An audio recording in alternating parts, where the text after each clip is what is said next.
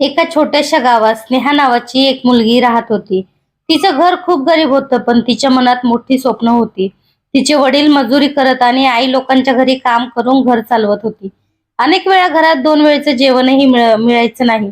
पण स्नेहा कधीच तक्रार करत नव्हती. कारण तिला माहित होतं की तिच्या आई वडिलांनी तिच्यासाठी किती कष्ट घेतले आहेत. ती रोज शाळेत जायची, फाटके कपडे घालून, पण डोकं उंच ठेवून.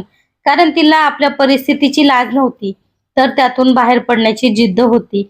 शाळेत ती खूप हुशार होती, पण अनेकदा फी भरण्यासाठी पैसे नसल्यामुळे तिला शिक्षकांकडून रागही सहन करावा लागायचा. तरीही ती शांतपणे सगळं सहन करत अभ्यास करत राहिली. रात्री घरात लाईट नसल्यामुळे ती रस्त्याच्या दिव्याखाली बसून अभ्यास करायची. थंडी असो वा पाऊस, तिची मेहनत कधीच थांबली नाही. गावातले लोक तिच्याकडे पाहून कुजबूज करायची, इतकं करून काय होणार आहे. पण स्नेहा मात्र त्यांच्या बोलण्याकडे दुर्लक्ष करून आपल्या ध्येयावर लक्ष केंद्रित करत राहिली. एक दिवस तिच्या आयुष्यात मोठं वळण आलं, जेव्हा तिने एका मोठ्या शिष्यवृत्ती परीक्षेत भाग घेतला. त्या परीक्षेसाठी तिने दिवस रात्र मेहनत घेतली. स्वतःच्या झोपेचा, आरामाचा त्याग करून ती फक्त अभ्यासात गुंतून राहिली. परीक्षेचा निकाल लागला आणि संपूर्ण गाव थक्क झालं. स्नेहा पहिल्या क्रमांकाने पास झाली होती. तिचं नाव वर्तमानपत्रात झळकलं. तिच्या आई वडिलांच्या डोळ्यात आनंदाश्रू होते. ज्यांनी कधी तिला कमी लेखलं होतं, तेच लोक आज तिचं कौतुक करत होते. या यशामुळे तिला मोठ्या शहरात शिक्षणासाठी संधी मिळाली. सुरुवातीला तिला खूप अडचणी आल्या. नवीन वातावरण, नवीन लोक, पण तिने हार मानली नाही. तिने स्वतःला सिद्ध केलं. दिवसेंदिवस ती पुढे जात राहिली आणि अखेर तिने आपलं शिक्षण पूर्ण करून एक मोठी अधिकारी बनली. त्या दिवशी ती पुन्हा आपल्या गावात परतली, जिथून तिचा प्रवास सुरू झाला होता. लोक तिचं स्वागत करत होते. तिचे आई वडील अभिमानाने भरले होते. स्नेहाने फक्त स्वतःचं आयुष्य बदललं नव्हतं, तर तिने आपल्या गावातील अनेक मुलांना शिक्षणाचं महत्त्व समजावलं.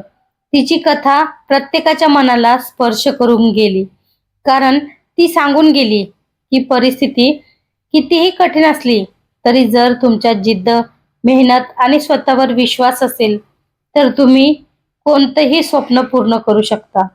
गावात परत आल्यानंतर स्नेहाने फक्त आपल्या यशाचा आनंद साजरा केला नाही, तर तिने ठरवलं की ज्या अडचणीमुळे तिला एवढं संघर्ष करावं लागलं, त्या अडचणी इतर मुलांच्या वाट्याला येऊ नयेत. म्हणून तिने गावात एक छोटंसं अभ्यासिकेच केंद्र सुरू केलं, जिथे गरीब मुलांना मोफत शिक्षण आणि मार्गदर्शन मिळू लागलं. सुरुवातीला काहीच मुलं यायची, पण हळूहळू तिच्या मेहनतीमुळे आणि प्रेमळ शिकवणीमुळे त्या केंद्रात मुलांची संख्या वाढू लागली.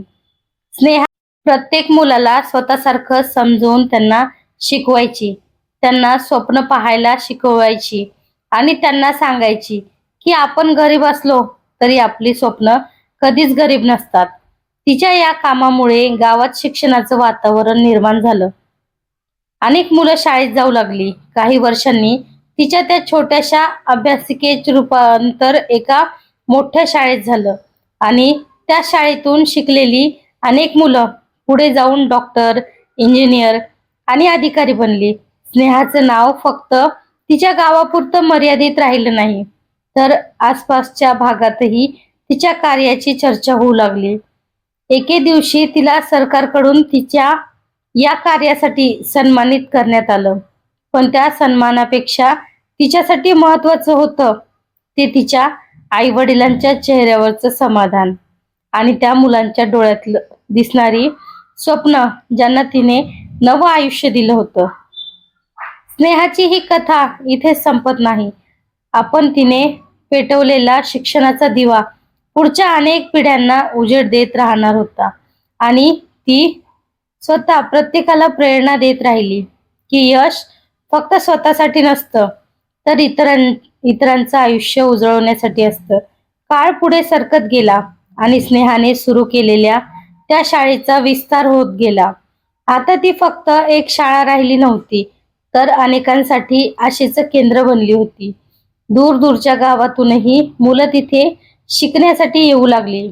स्नेहा प्रत्येक मुलाकडे लक्ष देत असे, त्यांच्या अडचणी समजून घेत असे आणि त्यांना केवळ पुस्तकाचं ज्ञान नाही तर आयुष्य जगण्याची दिशा देत असे. एक दिवस तिच्याकडे एक छोटी मुलगी आली. डोळ्यात भीती, हातात फाटकी वही आणि मनात खूप प्रश्न. त्या मुलीला पाहून स्नेहाला स्वतःचं बालपण आठवलं. तिने तिचा हात धरला आणि प्रेमाने सांगितलं, घाबरू नकोस, इथून तुझी नवीन सुरुवात होईल. त्या एका वाक्याने त्या मुलीच्या चेहऱ्यावर हसू आलं आणि स्नेहाला जाणवलं की हीच खरं यश आहे. पद, पैसा किंवा सन्मानात नाही, तर अशा हसऱ्या चेहऱ्यामध्ये आहे. हळूहळू स्नेहाने आपल्या कामाचा विस्तार करत अनेक गावामध्ये अशीच केंद्र सुरू केली. तिचं स्वप्न आता केवळ स्वतःपुरतं मर्यादित राहिलं नव्हतं, तर समाज बदलण्याचं बनलं होतं. तिच्या या प्रवासात अनेक अडचणी आल्या, काही लोकांनी विरोधही केला, पण स्नेहाने कधीच मागे वळून पाहिलं नाही. कारण तिला माहित होतं की ती जे करत आहे ते योग्य आहे.